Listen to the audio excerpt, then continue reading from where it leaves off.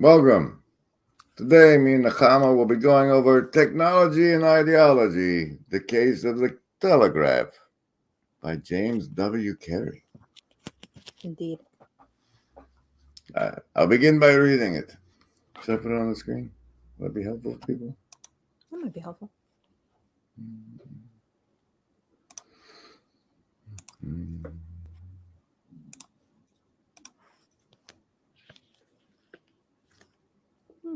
Can I make that other thing go away? Or is that always going to be there? This side thing? Yeah. Um, Maybe that button. Beautiful. Make it a little bit bigger. Oops. Mm-hmm. That button does that, I think. Lovely.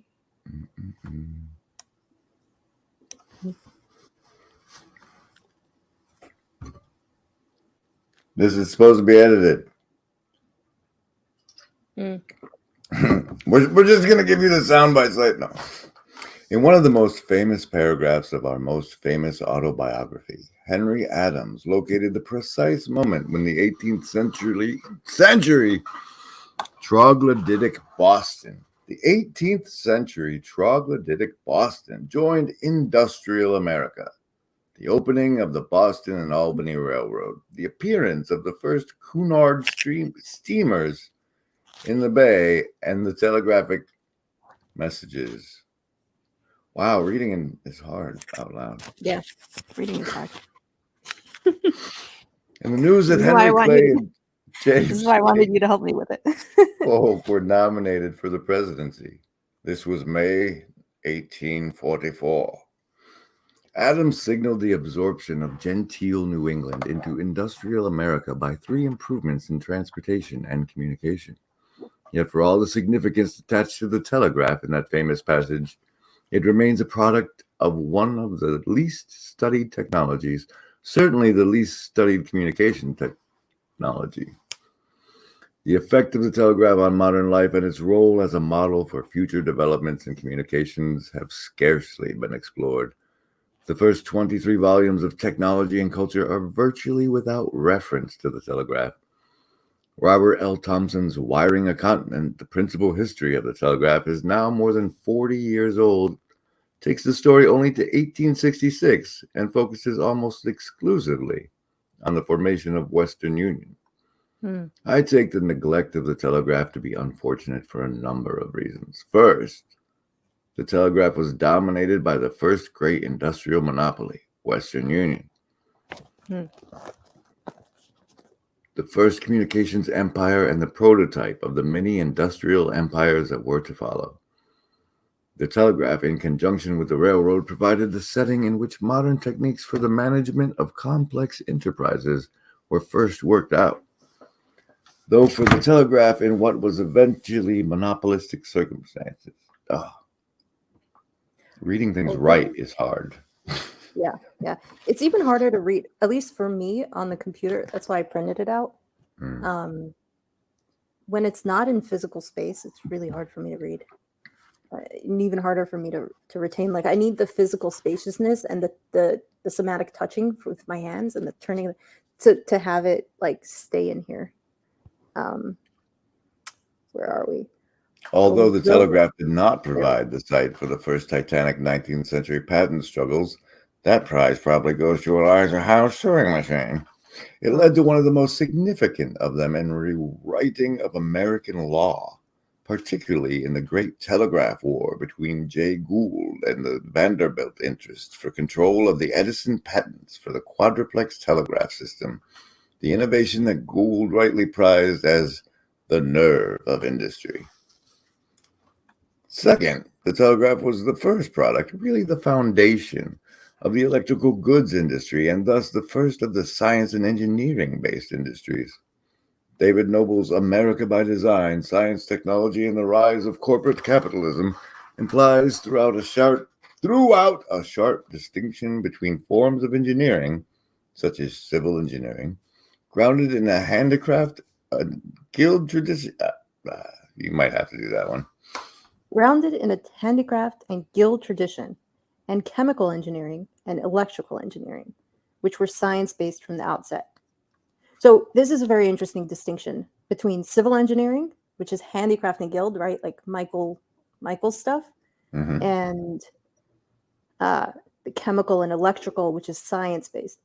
Much that is distinctive about the Telegraph, from the organization of the industry to the rhetoric that rationalized it, derives from the particular nature of the engineering it brought into being. More to the point, the telegraph was the first electrical engineering technology, and therefore the first to focus on the central problem in modern engineering, the economy of a signal. Third, the telegraph brought about changes in the nature of language, of ordinary knowledge, and of structures of awareness, consciousness. Although in its early days, the telegraph was used as a toy, as was the computer, which it prefigured for playing long-distance chess, its implications for human knowledge were subject of extended, often euphoric, and often pessimistic debate.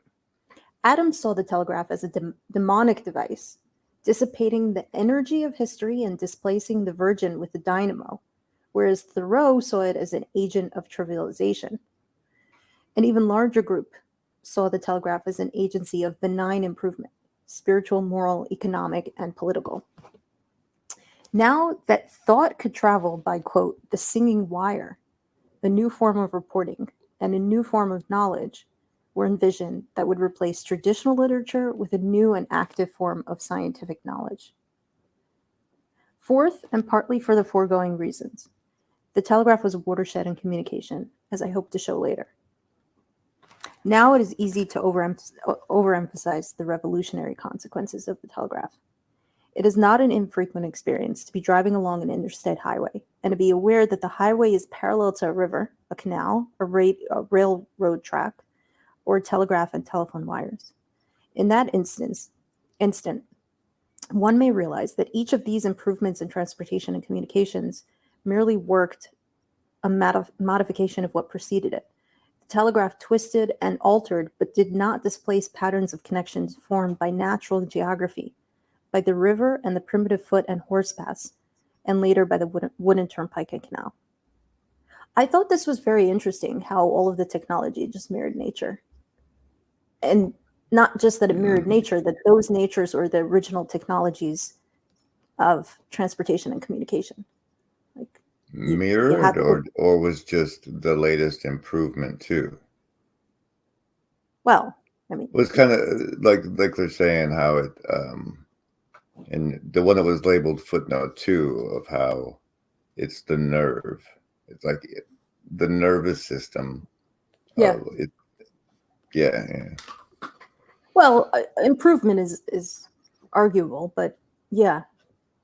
Well, it's like the way neurons work is where like the more often it fires, and everything. And so like people going down the footpaths and then the roads and then the train and then the lines are all following the same path because just the signal keeps going through down the same way. Oh, yeah. No, that makes sense. True. But the innovation of the telegraph can stand metaphorically for all the innovations that ushered in the modern phase of history and determined, even to this day, the major lines of development of American communications. The most important fact about the telegraph is at once the most obvious and innocent. It permitted for the first time the effective separation of communication from transportation. This fact was immediately recognized, but its significance has been rarely investigated. The telegraph not only allowed messages to be separated from the physical movement of objects, it also allowed communication to control physical processes actively. The earlier use of the telegraph in railroad signaling is an example. Telegraph messages could control the physical switching of rolling stock, thereby multiplying the purposes and effectiveness of communication. The separation of communication from transportation has been exploited in the most subsequent developments in communication, down to computer control systems. When the telegraph reached the West Coast 8 years in advance of transcontinental railroad, the identity of communication and transportation was ended in both fact and symbol. Before the telegraph, communication was used to describe transportation as well as message transmittal for the simple reason that the movement of messages was dependent on their being carried on foot or horseback or by rail. The telegraph, by ending the identity, allowed symbols to move independently of and faster than transportation. To put it in a slightly different way, the telegraph freed communications from the constraints of geography. The telegraph, then, not only altered the relation between communication and transportation, it also changed the fundamental ways in which communication was thought about. It provided a model for thinking about communication, a model I have called a transmission model, and displaced older religious views of communication even as the new technology was mediated through religious language. And it opened up new ways of thinking about communication within both the formal practice of theory and the practical consciousness of everyday life. In this sense, the telegraph was not only a new tool of commerce, but also a thing to think with, an agency for the alteration of ideas. Ooh, that's an agency for the alteration of ideas is something you would highlight, probably. No, but I would immediately run the clip after the promo, the branding afterwards.